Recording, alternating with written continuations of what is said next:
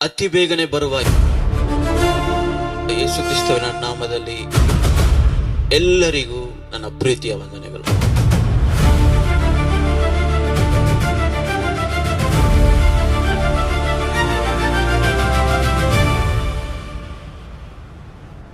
ಈ ಪುಟದಲ್ಲಿ ನಾವು ನಡೆಸಲಿರುವ ಪರೀಕ್ಷೆಯ ಬಗ್ಗೆ ಪೂರ್ಣ ವಿವರವನ್ನು ನೀಡುತ್ತಿದ್ದೇವೆ.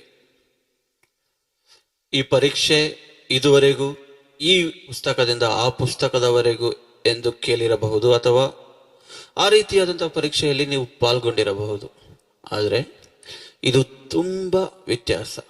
ಹೇಗೆ ಅಂದ್ರೆ, ನಿಮಗೆ ಸರಿಯಾದ ರೀತಿಯಲ್ಲಿ ಯಥಾರ್ಥವಾಗಿ ದೇವ ವಾಕ್ಯದ ಮರ್ಮಗಳನ್ನು ಸಂಪೂರ್ಣವಾಗಿ ತಿಳಿಯಪಡಿಸಿದ ಆ ಆಧಾರದ ಮೇಲೆ ಈ ಪರೀಕ್ಷೆ ನಡೆಯಲಾಗುವುದು. ಇದರಿಂದ ಏನು ಉಪಯೋಗ ಅಂದ್ರೆ, ಪರೀಕ್ಷೆಯ ಬಹುಮಾನವನ್ನು ಹೊರತುಪಡಿಸಿ ದೇವರ ವಾಕ್ಯದ ಮರ್ಮಗಳನ್ನು ತಿಳಿದ ಮೇಲೆ ನಿಮ್ಮನ್ನು ಯಾರಿಂದಲೂ ವಂಚಿಸಲು ಸಾಧ್ಯ ಆಗುವುದಿಲ್ಲ. ಈ ಕಾಲದಲ್ಲಿ ತುಂಬಾ ಜನರು ದೇವರ ವಾಕ್ಯವನ್ನಿಟ್ಟು ದೇವರ ವಾಕ್ಯದಲ್ಲೇ ಬರೆದಿದೆ ನೋಡಿ ಎಂದು ದೇವರ ವಾಕ್ಯವನ್ನು ತೋರಿಸಿ ವಂಚಿಸುವವರು ಹೆಚ್ಚಾಗಿದ್ದಾರೆ. ಈ ಎಲ್ಲ ವಂಚನೆಯಿಂದ ನೀವು ಬಿಡುಗಡೆಯಾಗುವಿರಿ. ಅದು ಮಾತ್ರವಲ್ಲ, ಈ ಲೋಕದ ವಿಜ್ಞಾನಿಗಳಿಗಿಂತಲೂ ವಿದ್ಯಾವಂತರಿಗಿಂತಲೂ ಶ್ರೇಷ್ಠ ಜ್ಞಾನಿಗಳಾಗಿ ನಿಮ್ಮ ಆತ್ಮಿಕ ಬೆಳವಣಿಗೆ ಉಂಟಾಗುವುದು. ಮುಂಬರುವ ಮೆಸೇಜಸ್ಗಳಲ್ಲಿ ಅಥವಾ ಟೀಚಿಂಗ್ಗಳಲ್ಲಿ ನಿಮ್ಮ ಎಲ್ಲರಿಗೂ ಅನೇಕ ರೀತಿಯಲ್ಲಿ ಹಲವಾರು ಪ್ರಶ್ನೆಗಳು ಕಾಡುತ್ತದೆ, ಖಚಿತವಾಗಿ ಕಾಡುತ್ತದೆ. ದಯಮಾಡಿ ಯಾರು ಅದನ್ನು ನಿರ್ಲಕ್ಷಿಸದೆ ನಿಮಗೆ ಬರುವ ಪ್ರತಿಯೊಂದು ಪ್ರಶ್ನೆಗಳನ್ನು ನಮಗೆ ತಿಳಿಯಪಡಿಸಿ, ನಿಮ್ಮ ಆ ಸಂಶಯ ತೀರುವವರೆಗೂ ನೀವು ಬಿಡಬಾರದು. ಈಗ ಪರೀಕ್ಷೆ ಮತ್ತು ಬಹುಮಾನದ ಕುರಿತು ಬರುವುದಾದರೆ, ಈ ಪರೀಕ್ಷೆಯಲ್ಲಿ ಪಾಲ್ಗೊಳ್ಳುವವರ ಒಟ್ಟು ಸಂಖ್ಯೆ 100 ಮಂದಿ. ಅದಕ್ಕಾದ ನೋಂದಣಿ ಉಂಟಾಗುವುದು.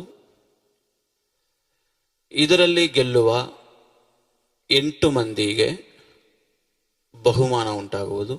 ಇನ್ನೊಂದು ಮುಖ್ಯವಾದ ಸಂದೇಶ, ನೀವು ನಮ್ಮ ಚಾನಲಲ್ಲಿ ಕಾಣುವ ಎಲ್ಲ ವಿಡಿಯೋವನ್ನು ಡೌನ್ಲೋಡ್ ಮಾಡದೆ ಯೂಟ್ಯೂಬಲ್ಲೇ ನೋಡುವುದಾದರೆ ಯೂಟ್ಯೂಬಿಂದ ಬರುವ ಹಣದ ಮುಖಾಂತರವು, ಹಾಗೂ ಒಂದು ವೇಳೆ ಯಾರಾದರೂ ಈ ಸೇವೆಗೆ ಧನ ಸಹಾಯ ಮಾಡಿದಲ್ಲಿ ಈ ಬಹುಮಾನದ ರೂಪಾಯಿಗಳು ಹೆಚ್ಚಾಗುವವು. ಇನ್ನೊಂದು ವಿಶೇಷ ಬೋನಸ್ ಅಂಕ ಉಂಟು. ಅದೇನಂದ್ರೆ, ನೀವು ನೋಡುವ ಈ ಸಂದೇಶಗಳನ್ನು, ಈ ದೇವರ ವಾಕ್ಯವನ್ನು, ಈ ಮರ್ಮವನ್ನು ಅಧಿಕವಾಗಿ ಶೇರ್ ಮಾಡಿದಲ್ಲಿ, ಯಾರು ಅಧಿಕ ಶೇರ್ ಮಾಡಿರುತ್ತಾರೋ ಅವರಿಗೆ ಬೋನಸ್ ಅಂಕ ಉಂಟು. ಆ ಬೋನಸ್ ಅಂಕಗಳು ಎಷ್ಟು ಎಂಬುದು ಸದ್ಯಕ್ಕೆ ರಹಸ್ಯವಾಗಿರುತ್ತದೆ. ಪರೀಕ್ಷೆಯ ಸಮಯದಲ್ಲಿ ಆ ಪರೀಕ್ಷಾ ಪತ್ರಿಕೆಯಲ್ಲಿ ಅದು ಪ್ರಕಟಣೆಯಾಗುವುದು. ಸೊ ಈ ಎಕ್ಸಾಮ್ ಅನ್ನು ಯಾರು ಹೀನವಾಗಿ ಅಥವಾ ಅಸಡ್ಡೆಯಾಗಿ ನೋಡಲು ಬಾರದು, ನಡೆದುಕೊಳ್ಳಲು ಬಾರದೆಂದು ಕೆಲವು ನಿಯಮಗಳನ್ನು, ಕೆಲವು ಷರತ್ತುಗಳನ್ನು ನಾವು ಮಾಡಿದ್ದೇವೆ. ಈಗ ಅದನ್ನು ನಾವು ನೋಡುತ್ತಾ ಹೋಗೋಣ. ಒಂದನೇದಾಗಿ ನೋಂದಣಿ ಶುಲ್ಕ ಉಂಟಾಗುವುದು.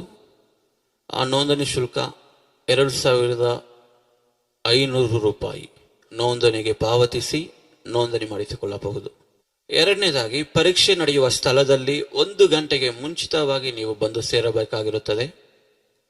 ತಮ್ಮಲ್ಲಿ ಒಬ್ಬರಿಗೊಬ್ಬರು ಪರಿಚಯವಾದ ಮೇಲೆ ದೇವರ ವಾಕ್ಯದಲ್ಲೂ ಪ್ರಾರ್ಥನೆಯನ್ನು ಹೊರತುಪಡಿಸಿ ಅನಗತ್ಯವಾದ ಮಾತುಗಳನ್ನು ಯಾರು ಆಡಬಾರದು. 4ನೇದಾಗಿ, ಪರೀಕ್ಷೆಯ ಕೊಠಡಿಯಲ್ಲಿ ಯಾವ ಎಲೆಕ್ಟ್ರಾನಿಕ್ ಉಪಕರಣಗಳಿಗೂ ಅನುಮತಿ ಇಲ್ಲ. ಮೊಬೈಲ್ ಆಗಬಹುದು, ಸ್ಮಾರ್ಟ್ ವಾಚ್ ಆಗಬಹುದು, ಇತ್ಯಾದಿಗಳು. ಅದನ್ನು ಮೀರಿ ಕಂಡು ಬಂದಲ್ಲಿ ಅಥವಾ ಯಾರಾದರೂ ಚೀಟಿಂಗ್ ಮಾಡಿದಲ್ಲಿ ಅವರನ್ನು ಪರೀಕ್ಷೆ ಕೊಠಡಿಯಿಂದ ಹೊರಹಾಕಲಾಗುವುದು. 5ನೇದಾಗಿ, ನಿಮ್ಮಲ್ಲಿ ಪ್ರತಿಯೊಬ್ಬರು ಪವಿತ್ರಾತ್ಮನ ಫಲವನ್ನು ಒಬ್ಬರಿಗೊಬ್ಬರು ತೋರಿಸಬೇಕು. 6ನೇದಾಗಿ, ನಮ್ಮ ಸಿಬ್ಬಂದಿಗಳು ನಿಮ್ಮಲ್ಲಿ ಬೆರೆತು ನಿಮ್ಮ ನಡೆ, ನುಡಿ, ಎಲ್ಲವನ್ನು ಗಮನಿಸುತ್ತಿರುವರು.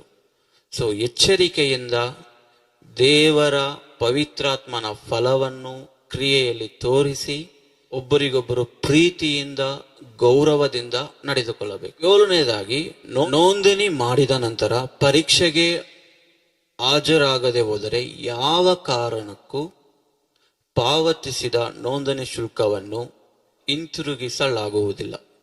ಪರೀಕ್ಷೆಯ ಸಮಯದಲ್ಲಿ ಪರೀಕ್ಷೆಯ ಕೊಠಡಿಯಲ್ಲಿ ಸಂಪೂರ್ಣವಾಗಿ ನಿಶ್ಶಬ್ದವನ್ನು ಕಾಪಾಡಿಕೊಳ್ಳಬೇಕು. ಯಾವುದೇ ರೀತಿಯಲ್ಲಿ ಅಸಭ್ಯ ವರ್ತನೆ ಅಥವಾ ಗೌರವಹೀನವಾಗಿ ನಡೆಯುವುದು ಕಂಡು ಬಂದರೆ ಅಂಥವರನ್ನು ತಕ್ಷಣವೇ ಪರೀಕ್ಷೆಯಿಂದ ಹೊರಹಾಕಲಾಗುವುದು. ಫಲಿತಾಂಶದ ಕುರಿತು ನಮ್ಮ ಸಿಬ್ಬಂದಿಗಳು ತೆಗೆಯುವ ನಿರ್ಧಾರವೇ ಕೊನೆಯ ನಿರ್ಧಾರವಾಗಿರುವುದು. ಪ್ರತಿಯೊಬ್ಬರು ದೇವರ ಸನ್ನಿಧಿಯಲ್ಲಿ ಭಯಭಕ್ತಿಯಿಂದ ನಿಷ್ಠೆಯಿಂದ ನ್ಯಾಯವಾಗಿ ಈ ಪರೀಕ್ಷೆಯಲ್ಲಿ ಪಾಲ್ಗೊಳ್ಳಬೇಕು.